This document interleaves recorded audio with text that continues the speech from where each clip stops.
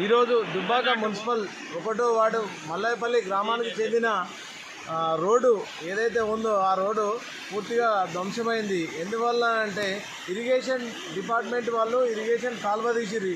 ఇక్కడ నుంచి మల్లన్న సాగర్ కాలువ కొత్తపల్లి వరకు వెళ్తుంది. ఆ కాలువలో నీరు ఎక్కువ అవడం వల్ల ఆ కాలువ తెగిపోయి నీరు మల్లన్న సాగర్ నీరు అనేది వచ్చి రోడ్డుపై నుంచి వెళ్ళడంతో రోడ్డు మొత్తం ధ్వంసమైపోయింది. అదేవిధంగా రైతుల ఎవరైతే పొలాలు ఉన్నాయో నాటేసుకున్న పొలాలు ఆ పొలాలు మొత్తం ఒడ్లన్నీ ఇరిగిపోయి చాలా నష్టపరిహారం జరిగింది.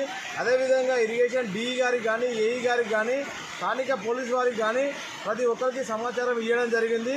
కొంచెం అధికారులు నిర్లక్ష్యం చేయకుండా ఇప్పటికైనా కానీ తొందరగా సహాయ చర్యలు తొందరగా ముమ్మరం చేయాలని కోరుకుంటున్నాము. మా మల్లాయపల్లి ప్రజల తరఫున ఇట్లు మీ ప్రజాసేవకుడు నిమ్మయాదయ్య. Thank you.